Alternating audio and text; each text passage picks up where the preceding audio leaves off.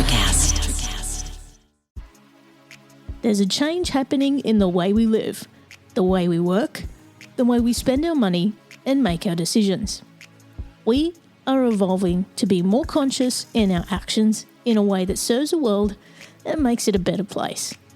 Welcome to the Ethical Evolution.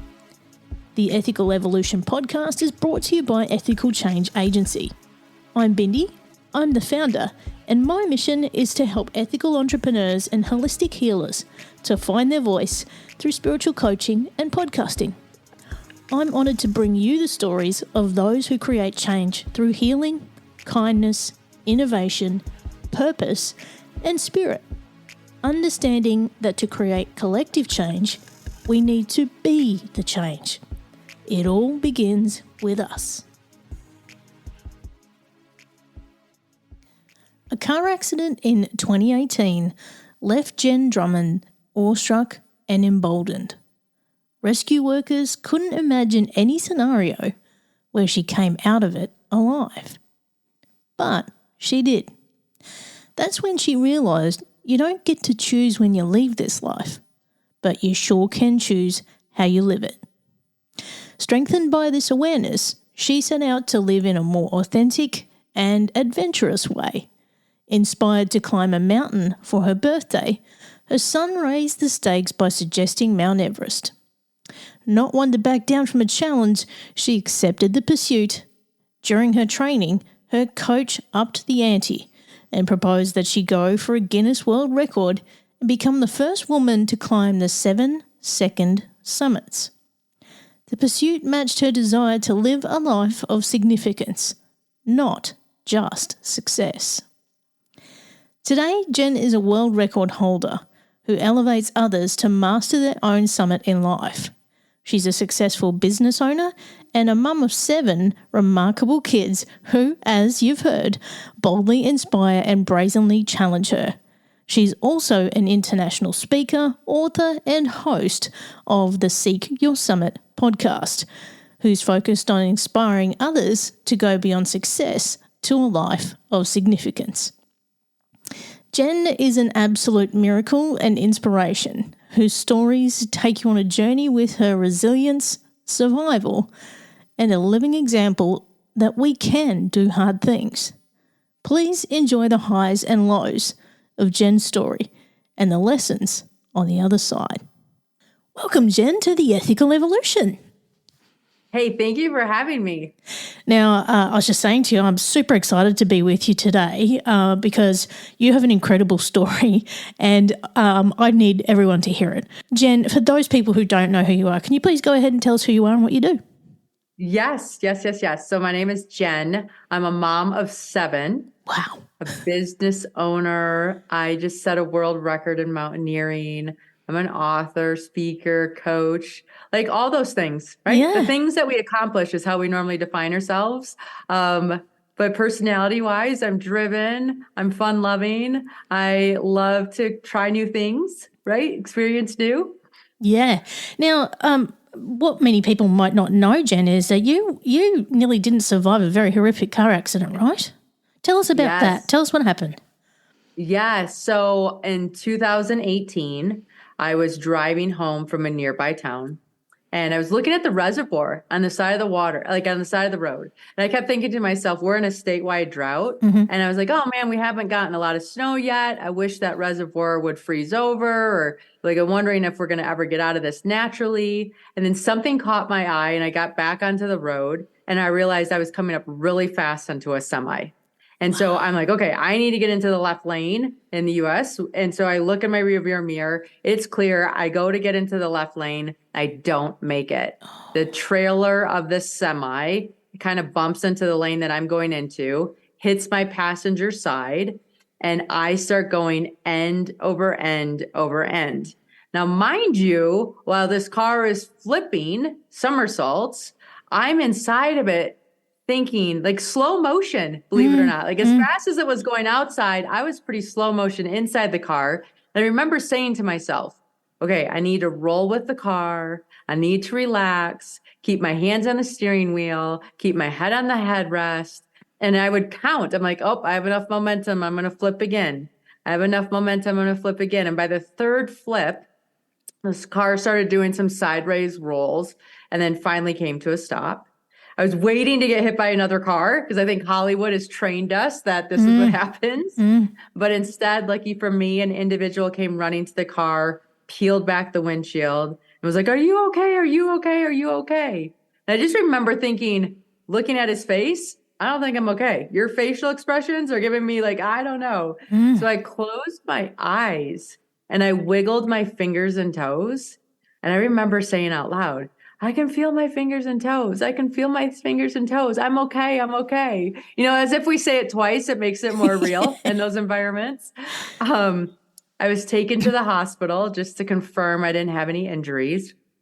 A couple of hours later, I was released. I went home.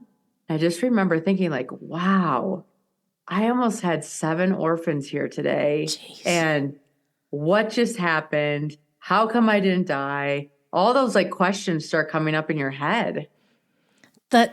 Wow, that was a miracle. Absolute miracle. Yes. That you it even really was. Yeah. Wow. One, lucky you got out of the car at all, and 2, went home the same day. Like, come on. I know. And like the crazy thing is I got a call from the police station a couple weeks after the accident, and they said, listen, we could not build a scenario where you lived, let alone walked away. So we don't know why, like, just to let you know, like you're here, being here is a miracle. And the crazy thing too, to highlight up at this point in my life, is that a couple weeks after that, one of my good girlfriends went running on a trail and it was wet out. She was running. She slipped, hit her head, never came home. No. Yeah. So I was with this, just like, why was I saved in this horrific accident? Why was she doing something healthy and like never got to come home? And when I was wrestling with all of this, I came to the conclusion that I do not get to choose when I die, but I sure get to choose how I live. And the only thing I control is how I live and the choices I make. I need to make sure I start living and doing life as much as I can, because it is a gift. When it is almost taken from you, all of a sudden your perspective changes from what will people think, or what if I fail, or what does this look like, or, you know, all that, to what happens if this is my last day? What happens if this is my last year, or my last like quarter or decade, or whatever that is? And you start realizing, like, every day we're alive, we're writing our obituary. And there was a lot of things that I still wanted to do. Yeah. Yeah. So it was really a wake-up call for you, wasn't it? Like, It was. and I love what you say, and it really struck me when I read it on your bio was, you know, you don't get to choose when you leave, but you choose to, you know, do what you do when you're here, and to live this life. So really, it's like the universe telling you, you're here for a reason, and you need to stay and make a difference. And making a difference with every minute you have. And by damn, you have done that, Jen. I did. So like, for the audience, like, this is crazy how this story unfolds, because I'm an everyday human that got to do something extraordinary. And it started with, so the accident happened in 2018. Then 2019, I remember thinking, okay, what's my purpose? Why am I here? I know that I'm here to make a difference and impact other people. What does this look like? How does that even happen?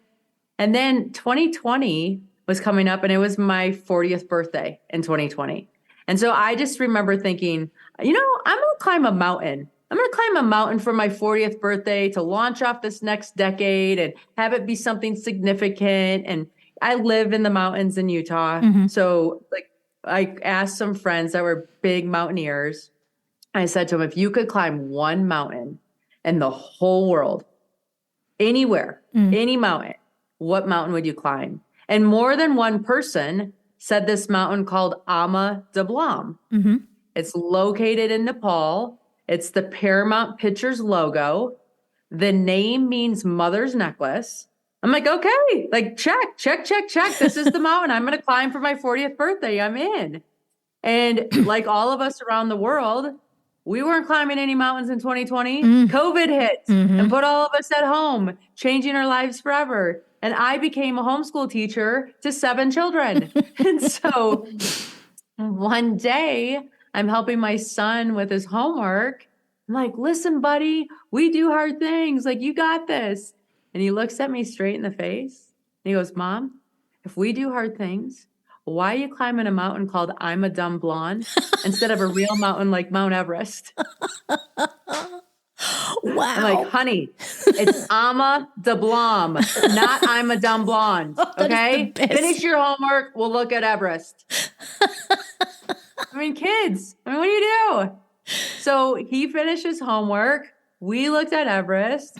He went to bed, and I thought about it more. I'm like, you know what?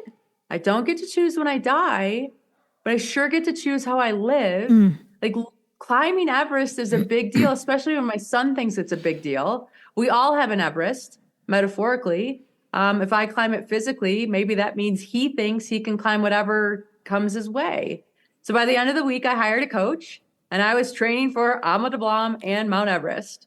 And then the universe gave me another nudge. And my coach told me to read this book about mountaineering.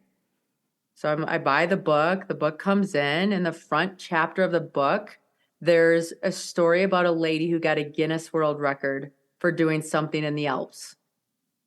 And it must, like, timing is everything in life. And I have a phone call with my coach, and I'm like, I could have done that. Like, I could have done that. I can suffer. And my kids would think I'm cool if I get a Guinness World Record. Like, that's how they learned how to read. And right now, this homeschooling thing, I'm not cool. Like, they don't even like me. This is getting overwhelming. And my coach took it as like a challenge. He's like, okay, Jenn, we'll think of something. I'm like, okay, think of something, but just letting you know, I'm not growing pumpkins or like speed eating hot dogs or all the other weird things that people do to get into the Guinness World Records. That's not me. He's like, oh, don't worry. And I left the conversation, was going on with life. And then all of a sudden, a few weeks later, my coach calls and he's all excited. He's like, Jenn, I've got the perfect record. I'm like, what? Then I kind of remember our conversation. He's like, I think you should be the first woman to climb the 7-second summits. Well, what is that? I don't even know what you're talking about. 7, it sounds like a tongue twister. And he goes, okay, listen, the 7-second summits are the second highest point on each continent. It's only been done by one male. It's harder than the first 7. You would be the first woman to do it. And let's think about this. 7 continents, 7 mountains, 7 children. I think we got a jackpot. And I'm sitting there thinking, that does sound like a jackpot. I agree. And I talked to my kids about it. We looked up where all the mountains were. I did kind of want an excuse to travel the world. And yeah, it would be a pretty big impact if I was the first woman to do something.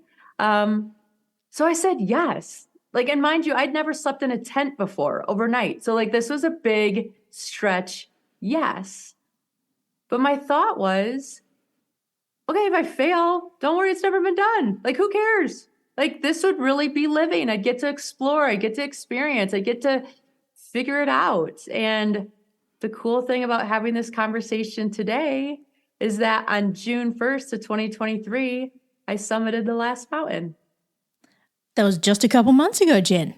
Just a couple months ago. Congratulations. Yes. And Thank you. I checked out all of the summits that you did climb around the world and the training ones that you did. And I love that Everest was a training one, by the way. I know. It was. I know. Well, I had to do Everest because I promised my son. And believe it or not, Everest is a lot easier than K2. So it's a good mountain to practice because there's only 14 8,000 meter peaks in the world. And K2 and Everest are 2 of those 14. And so I could test out gear, see how my body did, understand what it's like climbing an 8,000 meter peak. So then I went to K2, I was better prepared. Yeah, well, I guess that's one way to look at it, but just for the average Joe like us, Everest a training ground. But, it makes me curious in terms of Everest because anybody who's having a eat, pray, love moment in life or, they just want to do something epic, Everest is their thing, right? Like they want to climb Everest. I've never been there. Are there a lot of people trying to do the same thing? There are a lot of people trying to climb Everest. I will say it's been commercialized. Yeah. It's way more popular than what you think because it's a global attraction. So you have people from all over the world climbing. Aussies and Americans are like minor, like in the population that goes to climb. And because it's been commercialized, it's so much safer than it's ever been. Yeah. Like if you climbed Everest back in the 80s or you climbed Everest like way back in the day, I mean, hats off to you. That has to be one of the hardest climbs in the entire world. But nowadays, you buy a permit. Nepal has teams that run sections of the mountain. Yep. So the very scary part of Everest is called the Khumbu Icefall. That's what we hear about when we hear tragedies typically, because that icefall can move 3 to 6 feet a day. Wow. Yeah. And so what happens is there's this team of Sherpa called the Icefall Doctors, and they go in that section and they set up ladders and they set up ropes and they climb through it in the morning. And then as a climber, you're allowed to go up after them. And then in the evening, the Icefall Doctors go back through it again and they'll climb back down, and they're checking that route 2 times a day and making adjustments every single time. Wow. So me as a climber, I don't have to decide what direction to go, what route to take. If this, like, what happens if the ladder falls into the crevasse? Like, how do we fix that? There's other people that take care of that for you, and you're just following the ropes. So it's come a long you didn't way. have somebody setting those ropes. I mean, I was in the ice fall 4 times total because you acclimatize. So you go up to a certain point and you come back to base camp. And then when we went up to go for the summit push, we had to go through that section again. Every time it was a different route. Yep. That's how much it changed. And so if every time I went on the mountain, I had to find a different way to navigate through that maze, that'd be a whole different mental load, a whole different physical load, a whole different everything. But because they've like commercialized that so much, it's way easier for individuals like me to have a summit of Mount Everest. Yeah. Amazing. And looking at all the summits that you've climbed, which is your favorite? It's like asking who's my favorite kid. Yeah. Like there's different reasons to like different ones for sure. I would say maybe it's the memory of K2, right? Like K2 is pretty spectacular. One, because it has this stigma around it. Like when I went to climb K2, 25% of the people that went to climb it died on the way down. Wow. Like, so you have a 25% risk of passing away while climbing, which was scary. K2 just has like women, it's known as the woman eater. Like I think the first 22 women that summited, 9 of them died. Wow. So that's just crazy odds, right? Now it's just bizarre that happened that way. When I went to K2, it's very much like Everest. So you do have a lot of support. You have teams that are helping set the ropes, not checking them as frequently, but definitely helping establish the mountain. When you climb K2, somebody else is setting up your tent. Somebody else is melting your water so that you can rehydrate food. Somebody else is making decisions on when it's time to go up or turn around or do whatever. I mean, you can have input, but it's not on your shoulders as much as my other climbs were. So it was like being able to climb a huge mountain with a scary reputation and overcome it, which is more or less like overcoming your own mental limits. And we all have limits that we keep between our ears that keep us from doing a lot of things in our lives. And K2 was one of those where it says, okay, there's other truths available. There's other options to me. I failed K2 the first time. I had a teammate on my team die in an avalanche. Oh my God. I had sorry. another teammate lose a hand to frostbite. And when I was on the mountain, these things happened. And I had a choice to go up with another team and summit or turn around and come back down. And I made the decision to come back down. Like the mountain is always there. Who you are is more important than what you achieve. And I wanted to be there for my team. So I came back down. frustrated, of Yeah. course, like sad that all these things happened. When you hike out of K2 base camp, it's a 70-mile trek Wow. to get to a car, which is then a 36-hour drive to get to the airport. It's in the middle I of mean, nowhere. you were in the middle of nowhere, and it's in Pakistan. So Pakistan, while like making progress, is not Australia or the United States. Like there is not the same rights for females as we have privilege to. There's just not the same resources or the depth of wealth. And I mean, it's just a different experience entirely. So I remember coming down and it was time to hike out. And there was like all of a sudden these areas that we could hike in on were more dangerous when we were hiking out because the monsoon season was coming in. Yeah. Like for those of us that aren't climbers, mountains have windows of opportunity to climb them. So you always climb Everest in May. You always climb K2 in July. You always climb like Mount Tyree in Antarctica in January. I mean, that's just the windows that make it the safest to climb. And so the season in Pakistan ends because the sun comes out, it starts melting the snow starts causing raging rivers to happen. And you'll see like the last couple of years in the news around this time, you see like roads being washed out and flooding happening and all the problems that go with that. Well, we were crossing two rivers, which it's freezing cold water because it's snow melt and like debris being pushed down because the water doesn't normally flow there. So it doesn't have like this solid riverbed.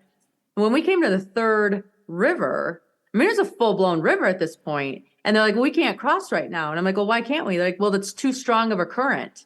We have to wait till it's 4 a.m. because then it's been cold enough for the sun to not be melting snow. So then the current is not as strong. I'm like, okay, well, why did we go at 4 a.m? Because at 2 a.m. and 3 a.m, they sent across a livestock with a rope to go to the other side and it didn't make it. Oh my God. It got washed down the river. And I'm sitting there thinking like, we have got to have a better way to make this work. Like this is insanity, but that's like their reality. So at 4 a.m, finally an animal makes it across and then 20 Pakistani males line up elbow to elbow, making a human bridge in this freezing water up to their chest. They pass our gear overhead to get across to the other side. And then me as a tourist pays $5. Okay. $5 buys me a soda and a donut at the gas station at home. Over in Pakistan, it buys me $5. I start going hand over hand to like cross these people. I get to the other side. I want to cry. My fingers won't work. I can't unzip my backpack to put dry clothes on because they're so numb. My feet are cut up from the debris in the river, but I don't even feel them because they're so numb. And then I look back and I see how many people risk their life for me, a person they'll never see again, right? A person that gets to go home to a refrigerator that keeps food cold, Wi-Fi that allows me to connect with the world, and a vehicle and roads that I can travel to on any time I want, right? And it was just such a bizarre situation to be in and feeling to have and to like just witness. So I get back to the US and I come home and I get home a couple of days before my kids do from camp, and my kids get home from camp and they're like, hey mom, did you summit? Did you summit? I said, no, I didn't, but I had success. And they looked at me all puzzled. They're like, what do you mean? I'm like, I didn't summit the mountain, but I showed up as a person I'm proud of. And it's really important for us to be proud of the decisions we make because that's where confidence comes from. And I had a choice to continue and I decided not to. And that's okay. And I'll be honest with you, like I could say that, but I was still like, there's a tinge of you that's bummed, right? Yeah. There's a tinge of you that's, man, I got to go back. When you go the first time, you don't know what you're getting into. Like everything's like new and you just take it because that's what the only option is. When you go back, you're like, oh man, I have to deal with this again. And how do I make it safer? And what does this look like? And the average person, it takes them 3 times to climb K2. Is that going to be my story? And well, how does this, like just all the things. And it was time to go back and I was not excited about going back at all. And then I got a phone call from somebody and they said, hey, there's a Pakistani female that's been training that wants to climb this mountain. She doesn't have the resources or the gear. Is there something you could help with? And all of a sudden I'm like, yeah, for sure. I'll bring over stuff and help out. So I bring over some gear, and 2022 was an amazing year because I got to stand on top of that mountain and wave my flag. And then 30 minutes after I stood on top of that mountain, the first Pakistani female stood on top of her country's prized peak. And I just remember thinking, I got to be a part of that. Like, I failed that first time so that more could be made possible. And now there's little girls all over this whole world that look just like this lady and can see themselves in this environment. And that's important. That's really important. That's amazing. And I share this story because, you know what? We all have failures and obstacles and setbacks. And maybe you're dealing with one of those right now, but maybe your climb's not over. Maybe there's more to your story. So continue and give it a few more years or a few more tries or a few more efforts, and look back and see what unfolded because you tried and you continued.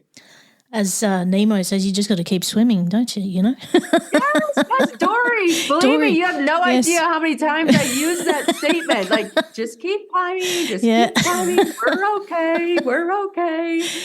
And look, Jen, there's so many questions I could ask you just from what you've told me.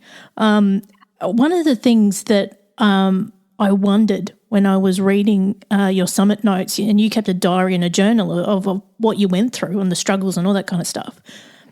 And I wonder, when you're doing a particular summit, and you were saying, you know, you opted to get out in that particular instance, is there an energy of the mountain that you feel that you go, you know what, not today? Yeah. Yes, I know this is going to sound so woo-woo. Yeah. And for your female listeners, I think we maybe are naturally more attuned to Mother Earth because I feel Mother Earth is Mother Earth, like feminine. It's very interesting. I feel mountains have different energies. So for example, Mount Everest is very feminine. She's majestic. She's large. She doesn't apologize for who she is. The weather happens, but she stays strong, and that's who she is. When you climb in Pakistan, these mountains are sharp and angry and rigid and just a different vibe to them all, like very masculine energy. And I remember, like, anytime I go to the mountain, I make it a point to be very quiet and to meditate and just try to connect to the energy that's there and be like, okay, Mother Nature always wins, like always. So is this a time that you want us to continue and to experience this mountain, or is this a time to go home? And I've gone home twice. Like, I've done 2 mountains twice because it's just not, I'm not going to gamble. I'm not going to, like, Mother Nature wins. Absolutely. Absolutely. The other is, you know, thinking of like K2 or any of the summits that you've done, was there a point where you went, you know what, I can't do this anymore? Oh my goodness. Every mountain 1,000 times. like, here's what happens, right? Because you're on these mountains and you're away from all your comforts, right? I don't have a bed. I don't get to walk into a toilet. I don't get to eat by comfort food. Like, you're away from all your creature comforts and you're in the middle of nowhere and you paid to be here. Okay. It's not like it's free. And so you're thinking, like, all my friends that are on spring break right now at the beach, drinking martinis, like, what am I doing? Like, why am I even here? Like, I'm like crazy. So there's every mountain you have these doubts. And I think that's for all of us when we're climbing our metaphorical mountains. Maybe I'm doing physical ones, but you have doubts all the time. And there's a million things that you would rather be doing, right? Like, I would rather be eating ice cream at home with my kids or whatever, but who we become, and like, the mountains change us. Our pursuits modify who we are. They like form us. We're like these rough rocks, and all of a sudden we get these smooth edges when we're done, and we learn our limits and we learn what we're capable of, and we carry that confidence into everything we do. And when it comes hard, we know, like, I'm hard too. Like, I'm gonna come back from this. So when you had those really hard moments where you could have been on the verge of quitting, did that car accident remind you that if you could get through that, you can do this? It did. It did. And like a couple other things too. So, one thing that some people don't know about me is I had a hard time getting pregnant and I wanted to be a mom. And I just remember being so devastated that the one thing that we're born naturally able to do, my body didn't do. And I'm like, how am I broken as a woman? Like, how is this even possible? And I sought fertility assistance and we tried a million different combos. And like the problem with fertility assistance is every month you're reminded of a failure. Yeah. Right? Like you're like, oh, it didn't work. Oh, it didn't work. Oh, it didn't work. And then finally we came up with a chemical cocktail that turned me into a hen. Like I literally all of a sudden had endless eggs. Like, oh my goodness, we had something to work with.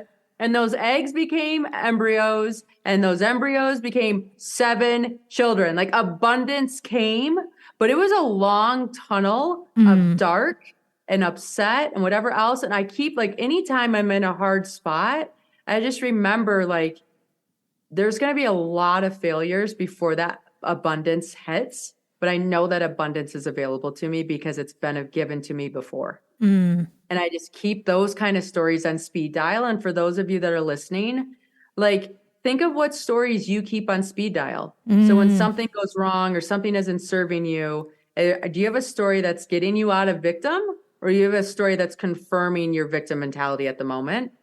And those stories matter. Yeah. What we tell ourselves. Absolutely. And it's something that I talk about so much on this show is the stories that we tell ourselves. They can either make us or break us, can't they?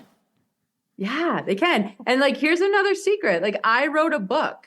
It comes out in January. It is called Quit Proof. You cannot write a book called Quit Proof and quit. Like it is not allowed. And so even though I wanted to quit 1,000 times, I'm like, that silly little book. No wonder why I named it Quit Proof, because now I can't quit. I took that option off the table and we need to figure out how to get through X, Y, or Z that's in front of me. The book looks amazing too. You can pre-order it now, can't you, Jen? Yes, you can. And please pre-order. Because if a whole bunch of orders come out of Australia, then I get to come to Australia and do a book tour, which would be so amazing. So order. And we get like freebies if you pre-order. But yeah, one of my mountains was in Australia. Right? Yes, in New South Wales. Yes. Mount Townsend. Yeah. Mount Townsend. Yes. And you guys, this is life. This is what life does to you. Mount Townsend was supposed to be my easiest mountain. Okay. I live at the same altitude that Mount Townsend is. Right. So altitude wasn't going to be an issue. Yep. And I like flew over to Australia. I came at the end of November 2022. And I'm like, I'm just going to prance up that mountain and come back down and we're going to be good. Well, you had a winter that didn't give up. Okay. So this like happy little skipping, jumping hike was supposed to have no snow. It had endless snow. And this is the problem at this time of year. If you've been in the snow in your country or any country and it's warm out because it's starting to melt, that top layer gets icy because the sun like crystallizes it and then it starts baking the snow underneath. So the snow underneath kind of like gets into an oven and it starts rotting and melting and whatever. The last mile to the top of this mountain, I was post-holing to my thighs, which means every single step went all the way down to my thigh.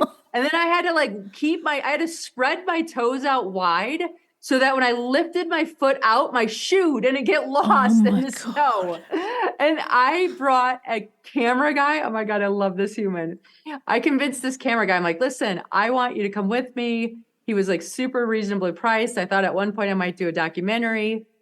And he was a water photographer, but he had hiked before. So he's like, I'll do it. It's fine. We're like 5 steps into this. He's like, we're not going to continue, are we? Like, we're going back down. We'll come back another day. I'm like, honey, I live in the United States of America. We are continuing no matter how hard this gets. It's only one day out of our lives. And he's like, now I know why you're the person climbing these 7-second summits. But it was like, and it was so funny because when we were hiking up, you know, if any of you in Australia have been to this hike, you do Kosciuszko first.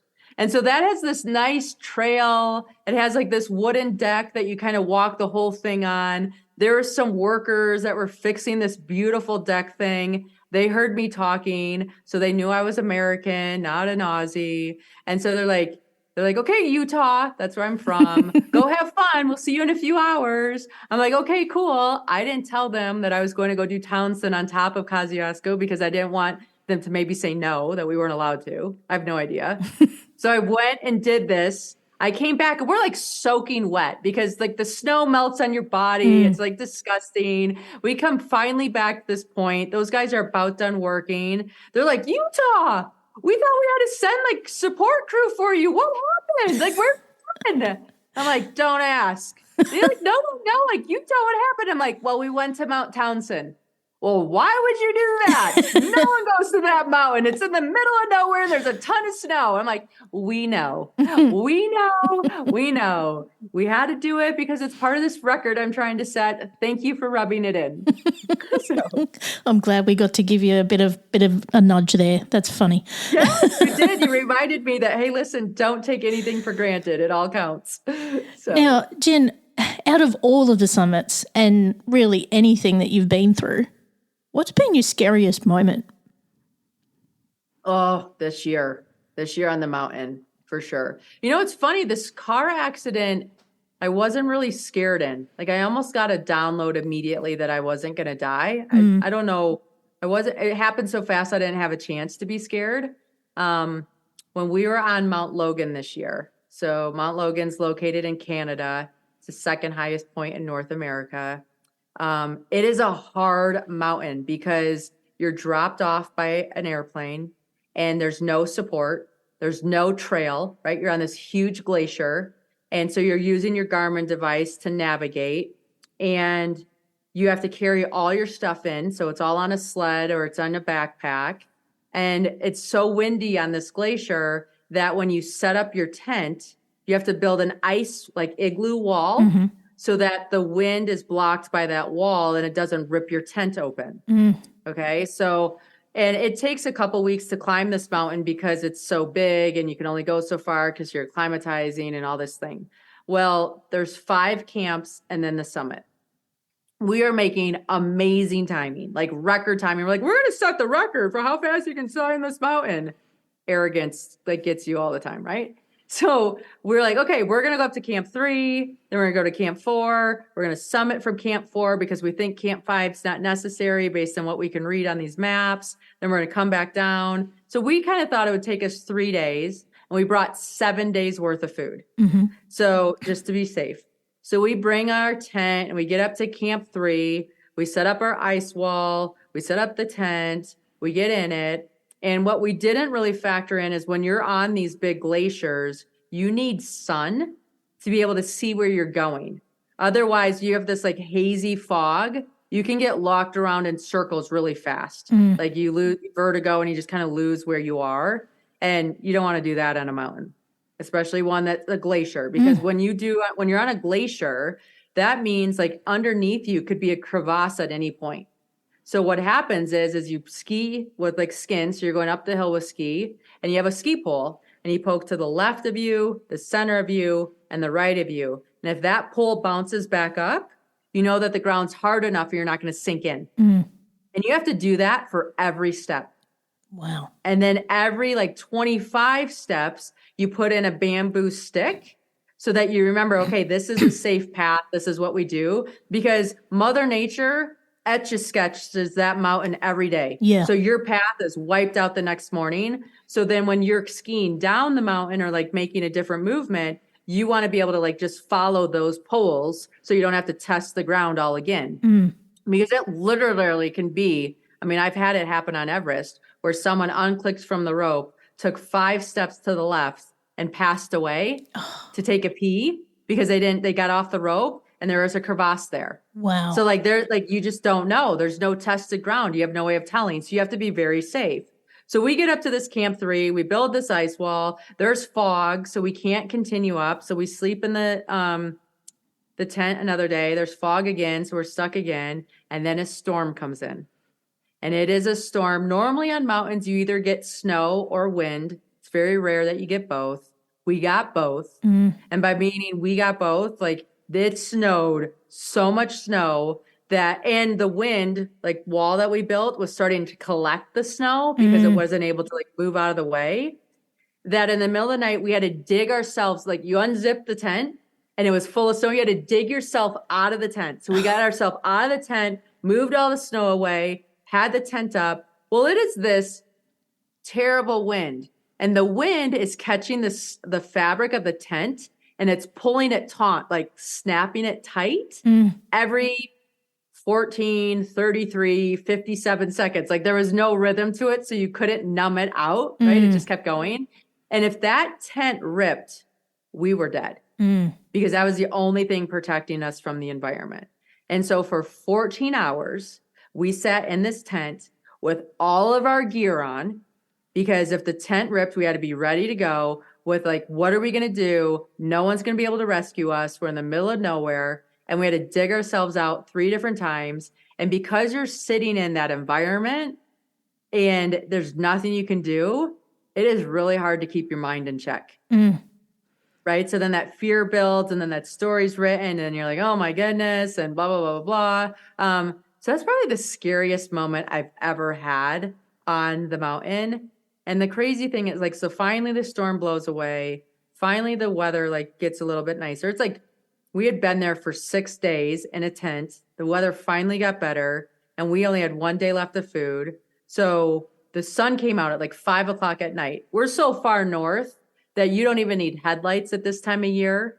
And it only gets dark for like maybe 2 to 4 in the morning, but it's still light enough to see, but it's not that light, if that makes sense. So it's 5 o'clock at night. It got sunny. We're like, we need to go down. Like we have good weather. We don't know when we're going to get again. We need to go back to Camp 2, grab more food, bring it up to Camp 3, and then see what happens from there. We went down to Camp 2. We grabbed food. We came back up. We got up to our tents around like 2 in the morning. It was super cold that night. And at 4 in the morning, there was only 3 of us on the team because 3 people could sleep in a 1-man tent and still eat in that tent. So then you're not setting up 2 tents and 2 igloos and 2 everything. One of my friends got frostbite. So then when we were supposed to move the next day, we couldn't. We called the parks ranger system. They couldn't come because the weather was too dangerous. And so we had to sit with our friend and just try to keep them comfortable for a day. And then the next day, the rangers came and they had to long line them off the mountain. So they drop a rope and the helicopter can't land because the helicopter won't be able to get up again. And then they strap you to that rope and they lift you off the mountain and they bring you to a lower place where it's safe to put you inside the helicopter and then bring you to the hospital. Oh my gosh. It's crazy. Like I have stories, like endless stories. That's why you buy the book, you're going to hear all these crazy stories. And I promise you there's good lessons from all of them that you apply to your life. That could have turned deadly at any moment. It could have turned deadly. Yes. So quickly. Thank God, like this is, the universe helps. Like the universe is amazing when you think about it. My friend that had frostbite, 9 out of 10 fingers, I think 4 out of 10 toes. He got to the hospital and they had this special medication that helps with frostbite. And it's been like a medication that's hard to get around the world. If you got frostbite in the United States, you get 1 day of the medicine because they want to keep it for other people. Yeah. We were in such a remote part of Canada. He got 5 days of the medicine. Wow. And no permanent damage. Like it has all of his fingers, has all of his toes. Like you might have a little bit of feeling difference, but nothing visually different or anything like that. And it's just like, wow. Again, another miracle. Wow. I know. Hang out with me. You'll be by miracles, I promise. Yeah, I think you're the miracle maker, Jen. I mean, just hearing that story, my mind was thinking you must have to have an incredible amount of energy physically to just do what you did, because in that situation, you'd be flat out getting a decent night's sleep. And sleep, and recovery to get through the next day would be critical in getting anywhere. So how did you do it? Yeah, I mean, we did have a storm for a few days before that crazy event. So you're kind of bored and you're sleeping, like your body doesn't even want to sleep anymore. But it was almost like the universe was saying, you guys are going to need this rest. So we're going to let you accumulate it for a few days. And Yeah, I mean, it was definitely, and then adrenaline runs. Mm. Like I had an adrenaline rush for when I summited, right? And then, yeah, that adrenaline rush for about a week. And then all of a sudden you come down and you're like, I swear to God, I came back to the United States and I slept for a week. Like I was so tired. And I'm like, I didn't think it makes sense. But I mean, it's not just the physical, it's the mental and emotional aspect of it all that you just need to detox and metabolize a little bit. Mm. Yeah, well, I can imagine when you're in those kind of situations, the last thing you'd want to do is sleep. Yes, yes. You're like, just let us get through this. Now, one of the things I love that you say, Jen, about success and having success, it's about taking it to the next level and making it significant. So you can have a successful life or you can have a significant life, which I love. You know, like everyone's about success and what does that mean to you and all that kind of thing. But what is the impact that you make? What is the legacy that you leave? How do you do coaching as well with people? Yeah. What kind of transformations do you help people make in their lives? Yeah. I get the opportunity to work with a lot of type A uber successful people. And I'm going to let you know they're not any happier than you or I. Yeah. Like just because you have this uber success does not equal happiness. Mm. And so it's really like I take them out of the environment. Like we go out on hikes, we get out into the wilderness and just turn off the volume of the world Yeah. and get back to who they are as individuals and the magic that they bring. And we really get them connected to that piece of themselves that's been overshadowed by accomplishments because we're not our accomplishments. We Mm. really aren't. I mean, we accomplish things to move society forward, but we're so much more than that accomplishment. And I help people reconnect to just the magnificence that they are and what they make possible and just say, like, okay, you've had success. You're not happy. So how do we do significance? And significance means different things to different people, but more often than not, it's elevating the next generation. It's passing on our skills. It's seeing something that we said resonate that gives somebody else the aha moment to step into their power and become the best version of themselves. And just so rewarding. Like there's a person that I've worked with that really got involved in period property Mm-hmm. and just making period products available for people so that it's easier for them to stay in school and deal with all the different things. And like the impact on the women, Mm. you can't even measure it, right? And that all of a sudden, they don't care about their success anymore. They care about the impact that they're making in the world. Yeah. And I think that for me personally, making an impact gives me greater happiness than any money would. I can tell you that. Oh, Yeah. like, why do you have kids? Like watching your kids figure it out is so much cooler than you figuring it out yourself, Yeah. right? Like, it's just amazing to watch their little heads work or what's going on. Just amazing. Like thinking about like the magic of being human. Like it's pretty freaking cool when you think about like what we get to do, how we get to interact with each other. I mean, you and I are across the world from each other and we're friends now. Like you're my friend, Yeah. I mean, it's that simple. Yeah. And Jen, I think everyone needs to find out about you and what you've done and your story. If they want to find out more and connect with you, where can they go? Please, please, please, please. So jenndrummond.com, and I do Jenn with two N's, JENNDRUMMOND. And that's my home base. So if you have certain social channels you like, you'll be able to find them from there. I do some challenges, some coaching, the book, all that fun stuff. Everything links there. And reach out, like say hello. I love cheering people on. I love hearing what you're up to. I am just so grateful to be here. And thank you for letting me share my story. I couldn't think of a better thing to do today. Absolutely, Jen. Now, for the last big question, what's the change you'd like to see in the world and how can we bring it to life? Yes. Okay, friends, I want you to wake up and evaluate your day and say, this is a choice. This is a choice I'm making. And you have a choice to look at things with a different perspective. You have a choice to do things differently. You have a choice to just change one thing that makes you happier. Like the things that make you happy are there for a reason. And I'm just asking you to do whatever that is and have the courage to step into that. Because if we all own our happy, imagine what the world's going to look like. Oh, I love that. Own your happy. Yes. And that's something else that you talk about is owning who you are. People just try to blame everyone else and, look at everything bad in the world instead of choosing happiness. It is a choice. We can choose to be happy today. Yeah. And a lot of time our pain is our purpose. When you're really angry about something or really upset about something, that's when you're going to make a change. And so, like, if you're really bothered about something, what can you do that turns that pain into purpose? Yeah, that's your ultimate reframe moment there. Is just like, well, what do I do with this now? This is here for a reason. What do I do with it? And some of us do bigger things than others, like you, Jen. But it all matters. It all adds up. We all have to wave our flag and do our little work in our corners of the world. We all have our proverbial mountain, don't we? Yes, we do. Jen, I have loved every second with you. Thank you so much for being a part of the Ethical Evolution. Thank you for having me. Thanks for listening to the Ethical Evolution podcast.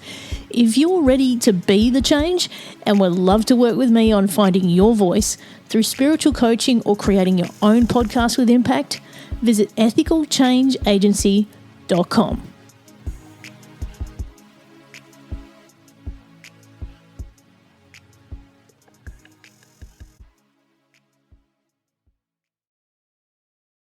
Miles, are you ready to record our promo for Season 2 of the Wanna Bet podcast? David, have you ever seen a grown man naked? Miles, we're not here to quote lines from Airplane. We're here to tell people that Season 2 starts August 18th.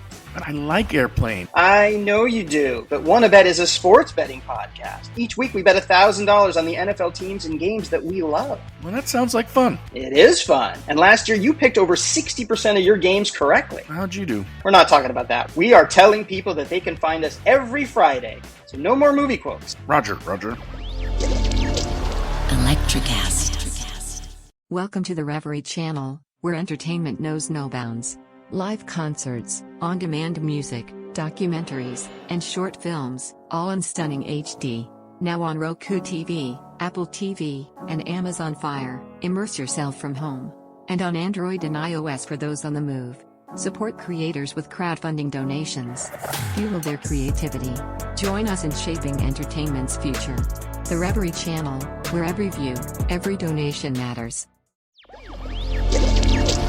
Electricast.